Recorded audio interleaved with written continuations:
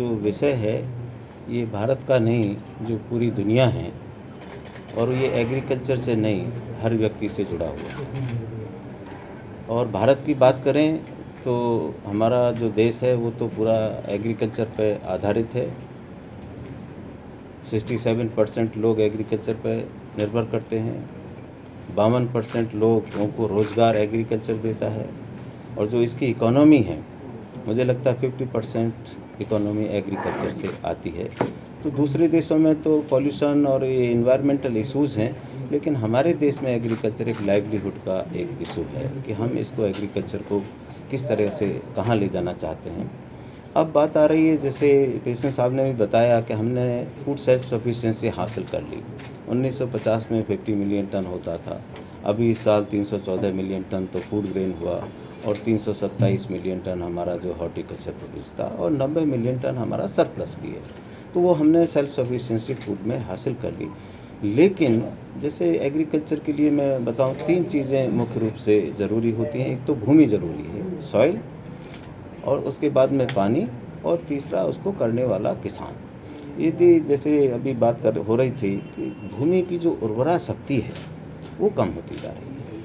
आप देखें जो प्रोडक्टिविटी बढ़ रही है, और जो ऑर्गेनिक तत्व हैं, जो भी नाइट्रोजन, फास्फोरस, पोटास या 10-12 और तत्व होते हैं, वो सब ज़मीन से लिए जाते हैं, तब हमारी फसल आगे बढ़ती है। और यदि हम ज़मीन से जो है उसको दोहन करते रहें, लेते रहें, लेकिन उसमें डालें कुछ नहीं, तो आगे इसकी उर्वरा शक्ति जो है ख़त्म हो जाएगी। हम धरती को माता कहते हैं, माता इसलिए कि सारा कुछ उससे हमें मिलता है। लेकिन जब हमारी माता बीमार हो जाएगी, जो हम उससे निकाल रहे हैं उसमें डाल नहीं रहे, तो ये हमारे आने वाले समय में जो है विकट स्थिति हो जाएगी। और प्रोडक्शन बढ़ाना मजबूरी है। पूरे विश्व के स्तर पर देखें तो 2050 में जो खाने की आवश्यकता होगी वो 70% खाना हमें जो उत्पादन है बढ़ाना पड़ेगा। जो आज का स्तर है उससे 70% बढ़ाना होगा। यानी कि हमें क्रॉप इंटेंसिटी भी बढ़ानी पड़ेगी, उसकी प्रोडक्टिविटी भी बढ़ानी पड़ेगी। ज़मीन हम बढ़ा नहीं सकते, ज़मीन बशर्ते कि कम होती जा रही है। 30-35 साल भी हम पढ़ते थे कि 143 मिलियन हेक्टेयर है, आज भी हम कहते हैं कि हमारे पास 143 मिलियन हेक्टेयर है, यहाँ के वो कम भी हो गई 138 मिलियन हेक्टेयर। तो ज़मीन तो कम हो रही है, लेकिन भोजन की आवश्यकता अधिक हो रही है, तो हमें उत्पादन तो बढ़ाना है। लेकिन इसमें जो चर्चा की जाएगी सेमिनार में कि उसको सस्टेनेबल ग्रोथ कैसे हो, सस्टेनेबल प्रोडक्शन सिस्टम्स कैसे हों, बिना भूमि की उर्वरा शक्ति को गंवाए हुए कैसे हम अधिक आमदनी ले सकते हैं। दूसरा, पानी की बात हो रही थी। पानी भी जैसे भूमि की बात कर, पॉपुलेशन आधारित है, 12% एनिमल पॉपुलेशन आधारित है। और जैसा मैंने बताया, बड़े गर्व की बात है कि हमारे पास 90 मिलियन अभी भी सरप्लस है। उसी तरह से पानी की बात करें, पानी भी हमारे पास वर्ल्ड का ओनली 4.2%, और वो भी कम होता जा रहा है। एक आंकड़ा मैं दूं, 1950 में 5000 cubic metre per hectare agriculture के लिए मिलता था पानी, आज वो 1400 रह गया है। यानी कि पानी भी घटता जा रहा है, ज़मीन की उर्वरा शक्ति खत्म हो रही है। तो ऐसे विषयों पर मंथन होना, और शुरुआत कर दी है सरकार ने। अभी जैसे नेचुरल फार्मिंग की बात हो रही है, ऑर्गेनिक फार्मिंग की बात हो रही है, ये सारे जो मुद्दे चले हैं, सरकार ने जो चलाई है योजना, वो इसी चीज़ को लेके कि उसकी उर्वरा शक्ति को कैसे बहाल किया जाए। अभी बात हो रही थी फर्टिलाइज़र की। फर्टिलाइज़र यूज इफ़िशिएंसी, जो केमिकल फर्टिलाइज़र हैं उनकी हमारे यहाँ जो है 20-25% ही इफ़िशिएंसी है। यानी 100 किलो देते हैं तो उसमें से जो है 75 किलो तो वेस्ट हो जाता है, या वेस्ट होकर वो पानी के ज़रिए नीचे जाता है, तो वाटर पॉल्यूशन होता है, ग्राउंड वाटर पॉल्यूशन, और ये एवापोरेट हो जाता है, तो जो एनवायरमेंटल पॉल्यूशन होता है। इसी तरह से जो वाटर यूज इफ़िशिएंसी है वो भी 20-25% है, 75% वेस्ट हो जाता है। तो हम इसमें चर्चा हो रही है, देश के स्तर पर हो रही है, और इसमें भी ये मुख्य विषय रखे गए हैं कि वाटर यूज इफ़िशिएंसी को कैसे बढ़ाया जाए। जो मॉडर्न टेक्नोलॉजी है, नैनो टेक्नोलॉजी और टेक्नोलॉजी, उनको कैसे इसमें लाया जाए जिससे पानी हमारा वेस्ट ना हो, उसकी जो यूज इफ़िशिएंसी वो बढ़े, फर्टिलाइज़र की यूज इफ़िशिएंसी बढ़े।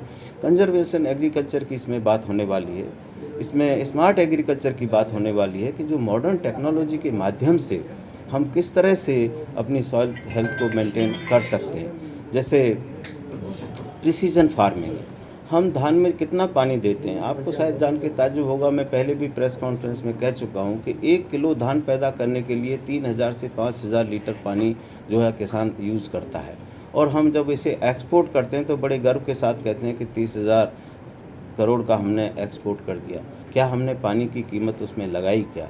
तो ये पानी एक अमूल्य चीज़ है, पहले से ही चल रहा था, लेकिन अब ये महसूस होने लगा है कि बिना पानी के ये आने वाला समय बड़ा संकट का होगा। इसलिए वाटर यूज़ एफिशिएंसी बढ़ाने के लिए हम क्या कर सकते हैं? ड्रिप इरिगेशन की बात हो रही है, माइक्रो इरिगेशन की बात हो रही है। तो अब इस तरह के जो विषय हैं, अब पानी जो देने के लिए कैसे पता लगे कि इतना इसमें देना चाहिए? किसान उसमें आधा फीट पानी भर के रखते हैं पैडी में।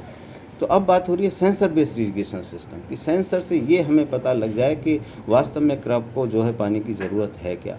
इसी तरह से अब ड्रोन टेक्नोलॉजी की बात हो रही है कि फसल पकने की स्टेज में आ गई है क्या, वो हम उससे पता लगा सकते हैं। कई बार जो है हमारा बाढ़ आ जाती है, फसल नष्ट हो जाती है, तो क्रॉप लॉसेस कितने हुए हैं, ये भी ड्रोन टेक्नोलॉजी। और आपको जान के बड़ी खुशी होगी कि हर केवीके को सरकार के माध्यम से एक ड्रोन उपलब्ध कराया जा रहा है, जिससे वो किसानों की सेवा में जो है ये सारी चीज़ें कर सकें।